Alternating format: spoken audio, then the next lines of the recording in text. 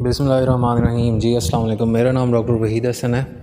आज की इस वीडियो सेशन में आपको एक अहम मालूमात देनी है कि सिंध में जिस तरह गोट पॉक्स डिज़ीज़ आई हुई है, गोट पॉक्स या शीप पॉक्स, तो ये क्या चीज़ है, क्या इसकी अलामात होती हैं, किस तरह इससे बचाव मुमकिन है और इसका क्या इलाज है। तो बेसिकली आपको बताऊंगे, इसे आप जो है वो बड़े जानवरों में जिस तरह लंपी स्किन डिज़ीज़ होती है, तो इसकी भी इलामात, गोट पॉक्स की भी इलामात इस लंपी स्किन से मिलती जुलती हैं। उसकी वजह ये भी है कि इन दोनों का जो वायरस है, लंपी स्किन हो गई बड़े जानवरों में, जो मतलब गाय और भैंसों में होती है, और छोटे जानवरों मतलब ये जो बकरियां और भेड़ें हैं उनमें जो है ये गोट या शीप पॉक्स होती है।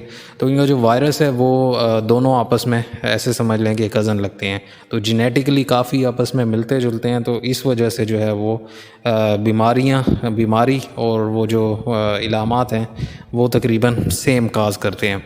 तो इस सिलसिले में आपको बताना है लंपी स्किन के बारे में डिटेल से। मैंने सारी अलहदा एक वीडियो बनाई हुई है, तो उसका लिंक मैं डिस्क्रिप्शन में दे देता हूँ। यहाँ पे आपको शीप गोट पॉक्स जो वायरस है उसकी इलामात और इलाज और प्रिवेंशन, ये सारी चीज़ें बताऊँगा। तो सबसे पहले बात करते हैं इलामात की। शीप पॉक्स या गोट पॉक्स जो है ये बेसिकली भेड़ों और बकरियों में जो है सबसे जो मेन निशानी होती है वो पूरे जिस्म पर इसमें जो है वो बड़े बड़े छाले से निकल आते हैं, या आबले समझ लें, पूरे जिस्म पे होते हैं।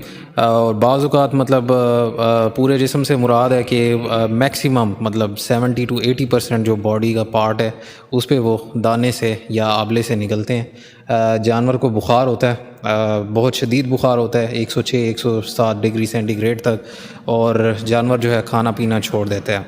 बाज़ औक़ात मुंह के अंदर जो है वो छाले से बने हुए होते हैं, बाज़ औक़ात नहीं होते। और साथ जो है जानवर का जो है रेस्पिरेटरी सिस्टम, मतलब फेफड़े वगैरह, जो निज़ाम तनफ़ुज़ है, सांस लेने वाला सिस्टम, वो भी मुतासिर हुआ होता है। तो सांस लेने में भी तकलीफ़ होती है जानवर को, और साथ जो है उसमें से नाक में से जो है वो रेशा सा भी आ रहा होता है। वो पानी की तरह का रेशा भी हो सकता है और गाढ़ा सा भी हो सकता है। तो ये मेन इलामात हैं। साथ अक्सर जानवरों में ये भी नज़र आता है कि जो है जिस तरह लीजन्स बाहर, मतलब ये जो छाले से जो बाद में फट भी सकते हैं, उनमें से पानी भी आ सकता है, और ज़ख़म वो मज़ीद मतलब गहरा हो सकता है, और मक्खियाँ वगैरह बैठने से वो जो है वो मामला और भी ख़राब हो सकता है। इसी तरह आंतों के अंदर भी ये छाले से बन सकते हैं। तो अगर आंतों में बनते हैं तो उसकी वजह से डायरिया भी अक्सर जानवरों में नज़र आता है। तो मेन इलामात मैंने आपको बता दी कि जिस्म पर छाले और बुखार होता है, और साथ जो है वो मुंह के अंदर भी छाले हो सकते हैं, और खाना पीना तो वैसे ही जानवर छोड़ जाता है, और साथ जो है वो अक्सर जानवरों में डायरिया भी हो सकता है, और अक्सर जानवरों में जो है वो अबॉर्शन, मतलब जो है अस्काते हमल के बच्चा गिरा देते हैं प्रेग्नेंट जानवर, तो ये भी हो सकता है। और प्रेग्नेंट जानवर जो मतलब अबॉर्शन जिसकी होती है, तो वो भी अक्सर उनके जो बच्चे गिरे हुए होते हैं उनमें भी ये लामात होती हैं, और अगर टाइम पे सो रही हैं तो उनके जो है वो जिस्म पे, बच्चों के जिस्म पे भी ये छाले से नज़र आते हैं, या रेस्पिरेटरी सिस्टम का निज़ाम तनफ़ुज़ जो है वो डिस्टर्ब होता है। ये मैंने आपको तमाम इलामात बता दी। नेक्स्ट आती है कि आप इससे बचाव कैसे कर सकते हैं। बचाव जो है वो मेन तो है कि वैक्सीनेशन, इसकी वैक्सीन मिलती है, गोट पॉक्स वैक्सीन के नाम से होती है, और इसका रिज़ल्ट भी जो है वो लंपी स्किन डिज़ीज़ में भी देखा गया है, क्योंकि मैंने आपको ऑलरेडी बताया कि जो है वो लंपी स्किन वायरस जो है वो गोट पॉक्स वायरस से जेनेटिकली काफ़ी मिलता जुलता है, या समझ लें कि उसका कज़न है। तो एक तो ये प्रिवेंशन हो गई। दूसरा ये है कि अगर किसी जगह पे, किसी एरिया में अगर आती है ये बीमारी, तो उस एरिया में अपने जानवरों की नक्लो हमल बंद कर दें। अगर वहाँ से कोई बंदा आपकी तरफ फार्म पे आ रहा है तो उसे बिल्कुल ना आने दें, आप भी उस एरिया में ना जाएं, क्योंकि ये कंटेजियस है, छूत की बीमारी है। छूने से जो है वो जानवरों में एक दूसरे में फैलती है। तो जो भी बीमार हो, एक तो फ़ौरन उसको अलहदा करवाएं। ये मेन प्रिवेंशंस हो गई। नेक्स्ट जो आती है वो आती है इसका इलाज जो है, क्योंकि इसमें जिस तरह बुखार है, इसका सिम्प्टोमेटिक ट्रीटमेंट है, मतलब वायरस कोई भी बीमारी है जिस तरह कोरोना है या एड्स वगैरह, तो इनका कोई इलाज नहीं होता, ना ही लंपी स्किन डिजीज़ का होता है, क्योंकि वायरस का इलाज आज तक डिस्कवर नहीं हुआ। लेकिन हम इलामती इलाज करते हैं, जिसे सिम्प्टोमेटिक ट्रीटमेंट कहते हैं, कि अगर बुखार हो गया तो बुखार का करें ट्रीटमेंट, अगर एलर्जी हुई है साथ तो एलर्जी का ट्रीटमेंट करें।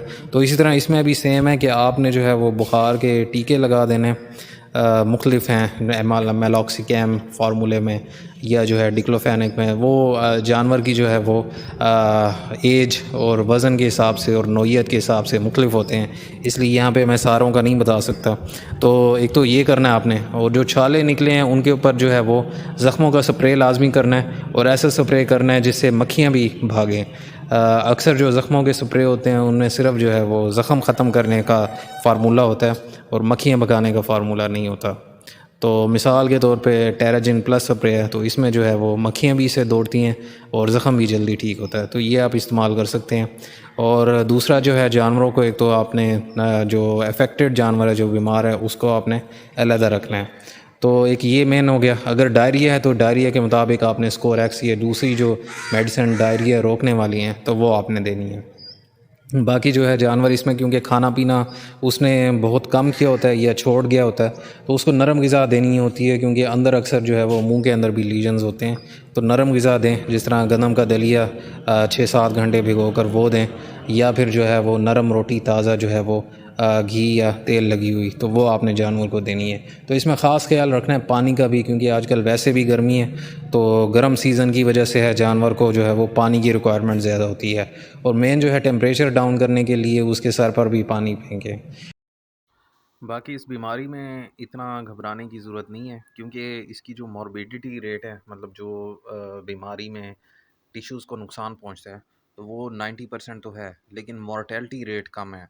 मॉर्टेलिटी रेट सिर्फ 5 से 10% है। मतलब कि जो जानवर इस बीमारी की वजह से मरेंगे वो सिर्फ 100 में से 5 से 10 हैं, और 5% से भी कम हो सकते हैं अगर प्रॉपरली टाइम पे इलाज शुरू कर दिया जाए। क्योंकि ज़्यादातर डेथ्स इसी वजह से होती हैं कि जानवर को शदीद बुखार में फिर खाना पीना उसका नहीं होता, और जब उसको खिलाया पिलाया ना जाए और टाइम पे उसका ट्रीटमेंट ना किया जाए। तो ये चंद एक बातें थी जिनकी वजह से आप जो है अपने जानवरों को इस बीमारी से बचा सकते हैं, और अगर इन केस अगर बीमारी आती है तो उसमें भी अच्छा ट्रीटमेंट करके अपने जानवर को बचा सकते हैं। तो इन बातों पे ज़रूर गौर करना है, और मज़ीद भी कोई क्वेश्चन है तो आप कमेंट्स में या मेरे व्हाट्सएप नंबर पर पूछ सकते हैं। तो आज के लिए यही काफ़ी था। तो दुआ में याद रखिएगा। अल्लाह आपका निगहबान हो। अल्लाह हाफ़िज़।